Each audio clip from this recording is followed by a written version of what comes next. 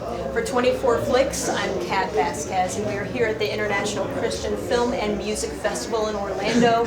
And what an honor to run into Hercules himself, Mr. Kevin Sorbo. How you doing, sir? It is an honor, isn't it? It is an honor. Are you kidding me? No, it's You're my honor. It's my honor. Oh, I don't know. The door did open about 11 years ago.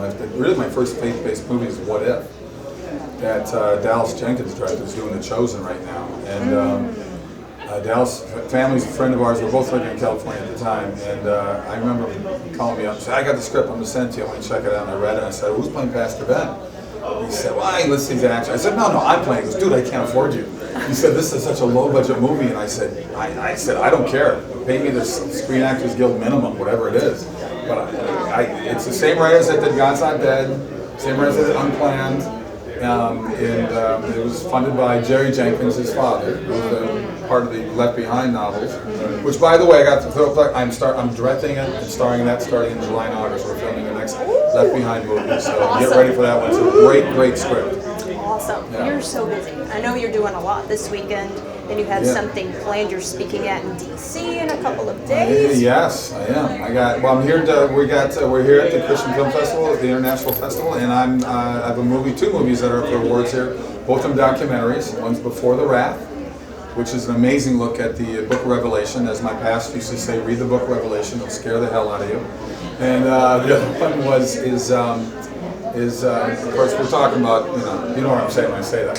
The other one is Against the Time, which we're screening tonight, and it's a wonderful documentary with John Lennox. John Lennox is an amazing man. He's an apologist. He's a retired math professor from Oxford University, and during the decades he's debated all the great atheists who are like Singer and Dawkins and Hitchens. And in God's Not Dead, the student that I'm tormenting in that movie quotes him a couple times to debate, atheism versus Christianity and belief in God. So we decided to do this documentary on John's life. We spent 3 weeks in Oxford, England, and 2 weeks in Israel. And I call it Apologetics for Dummies. You guys will absolutely love this thing. I mean, it's an amazing. Go to againstthetide.movie. That's againstthetide.movie to order, stream it, whatever. It's a great way to defend your faith in today's ever-changing, hateful world. That's the word, certainly for these times. I recently read an article, and I'm going to quote you guys. It was you and your wife interviewed. Okay. And you both said, we can remember a time as recent as 20 years ago, back when Hercules was running strong, and we felt safe to air our conservative views to friends in the industry. That's no longer the case. And boy, you have been through the ringer. Oh my gosh. Facebook took me down because I posted the truth. Zuckerberg can't handle the truth. I would like to meet that Mr. Zuckerberg face to face, and hopefully that'll happen one day. It's ridiculous. I mean, this cancel culture thing has gotten insane, and it's really not even the majority of people. I think a lot of people on the left, or people, even they look at it, what's going on? Why can't we have differing opinions? Why can't we talk about opposite points of view? That's what debates for. That's what freedom of speech is supposed to be about. And why Zuckerberg has more control over the First Amendment than our government does makes no sense to me whatsoever. So yeah, that Facebook took me down. Please go to Free Space and Cloud Hub. Those are two new places to go to. They're run by Christians, they're run by conservatives, they're run by people that you can speak the truth and not get taken down. Cloud Hub, like I have a lot of clout, and I'm at a hub of an airport, and it's a free space, like as in free space. Let's rewind back a little bit. So this might even be before the Hercules times. Okay. When did you start noticing that things were getting squashed, or the conservative views were getting censored more? And was there a moment or a situation that for you personally you recognized something's wrong? I didn't recognize it before the Hercules, and even during the Hercules. That was 93 through 2000. I started noticing more in my second series, Andromeda, from 2000 to 2005. I was living in Canada at that time. And Canada's more socialistic than America is, but we're trying to catch up quick. And people on the cast and crew were saying stuff, and some got very mad when they found out that I was even conservative. Oh, you're against education. I'm going, excuse me? So we're the ones fighting for better education. The Liberal Party is the one that welcomed to our public schools, as we all know how horrible they are.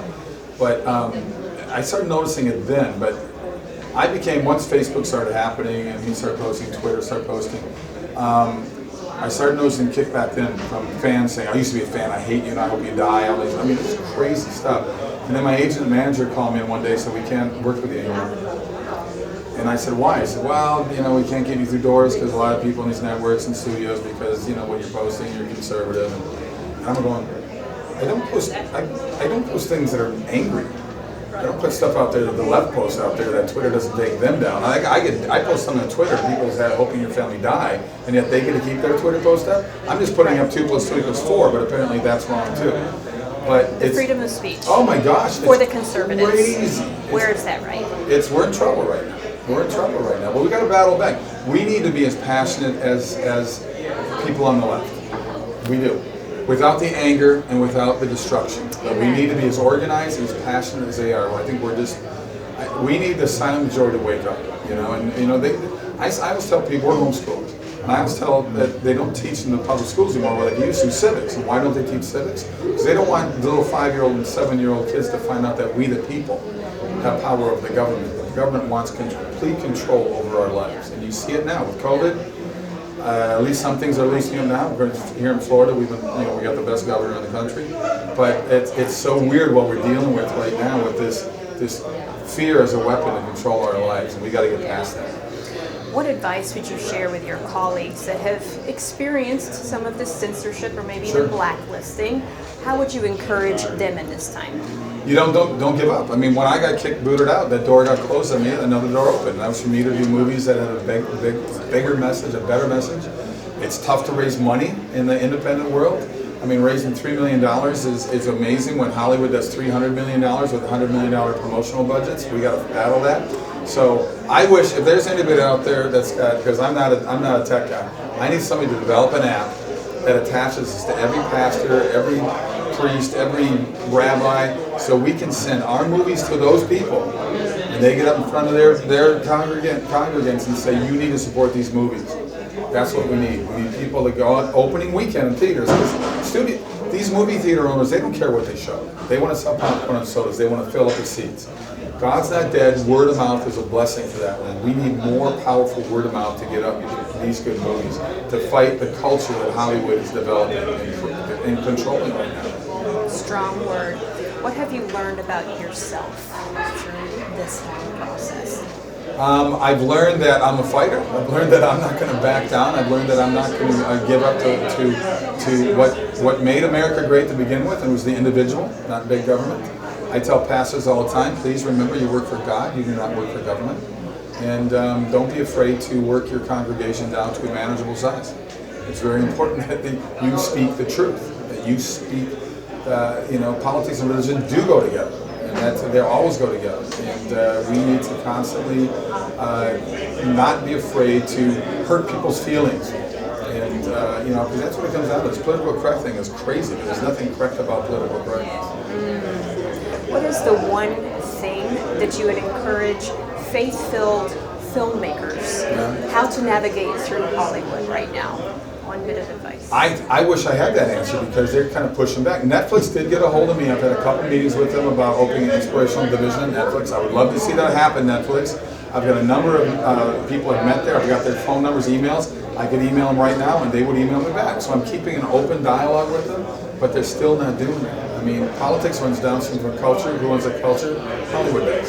And mainstream media. And you see the stuff they keep spitting out there.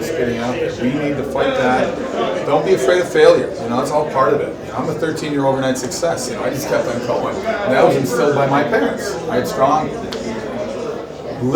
not liberal, they were Hubert Humphrey Moultrie Mondale Democrats. But even those guys would be Republicans today. That's how far left the left is moved. So my parents all instilled hard work in all 5 of us kids. And that's always stayed with me. What is needed? And being outspoken. You gotta be outspoken. Don't be afraid. Oh yeah, hurt their feelings. Go for it. Since pandemic, how has your perception about your role changed in this season and climate that we're in? Wow, that's a good question. Well, I fought back in this pandemic the whole time. Like I mentioned earlier, fear is an amazing weapon. I think governments at every level have been using fear to control our lives. So I have fought back at every angle of it, and I think that's what probably got me taken out of Facebook. We need to not, once again, not be afraid to say, no, this is wrong. What about this opposing point of view? What about that opposing point of view? There's all kinds of doctors out there that talk about the pandemic too, saying, you know what this thing's about is, you know, the chance of dying of this is 99.7% if you get it. The chance of survival from this. It's such a small percentage. What I find amazing about COVID, it's made the flu disappear. No one gets the flu anymore. It's incredible. It's like magic. You know, it only averaged 40,000 deaths a year since 20, but it's amazing how this thing has stopped making the flu be something that causes death. Don't get me going on this. These numbers are so inflated. And COVID's been around for a while. There's a guy that got shot in the head and they said COVID death. Another guy on a motorcycle, COVID death. Yep. What is your personal credo about balancing family and work life? I never stay more than 2 weeks apart from the family, and that rarely happens because a lot of times they travel with. The kids are getting older now, so the 19 and 17-year-old pretty much just hang at home. But that's important to me. I remember seeing an interview with Jack Nicklaus, with greatest golfer of all time. He never golfed more than 2 tournaments in a row. And they had 5, 6 kids themselves. So I looked at it and said, that's pretty cool. Here's a guy who probably could have won another 40 tournaments in his lifetime, but he put family very high up there. His job is golf, so he's got to still golf. But I thought that was pretty cool, and I always remember that. So Sam and I made that sort of commitment to each other. We'd never be more than 2 weeks apart. It's actually at 2 weeks. It hasn't happened that often in 23 years. I think it's happened maybe 5 times. Much respect to you guys and setting those standards for your families. That's a priority, right? It is. Putting your family first. That's why homeschooling became a big thing for us. I mean, part of the small percentage was the amount of traveling I was doing. When they were younger, it was easier to move them around. But it really became about looking at our homeschool, what our public education system is doing. Absolutely. Last question. Yep. What would you want Kevin Sorbo to be known for?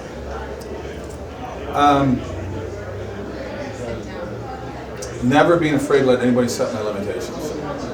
So just keep fighting through everything to hopefully put on movies that influence people. I go to SorboFamilyFilmStudios.com. That's another good place to go to. We have a lot of good things coming down the pipeline here. I'm doing the Reagan movie right now. I'm playing Reagan. I'm playing his pastor. Incredible. I'm directing the next Left Behind movie. We're doing that one as well. I'm going to mention that. That's exciting. I've got a Western we're shooting called Trailblazers. That's going to be a faith-based Western. So we're staying busy with stuff, and so we'll see what happens. But I want to, I hope people remember the good movies that. I mean, I got to go back to Hercules. Without that, everyone have all this other stuff that's followed. There was a time in the 90s, even the writers there at Universal Studios were writing messages. It was mythology, but they had really good moral messages in Hercules. They really did. And I saw that through the thousands of letters that would come every week from around the world. And kids saying, your show says, show me I don't have to fight, I don't have to be angry, I can work my way through problems. And I thought that was pretty cool. So, God bless the writers for doing that. Maybe they regret it now, but I don't know. I hope not. Kevin, much respect. Thank you so much. Thank you so much for taking time. Well, thank you for what you guys do. I appreciate it. Kevin Sorbo, actor, author, filmmaker, here at the International Christian Film and Music Festival. For 24 Flix, I'm Kat Vasquez.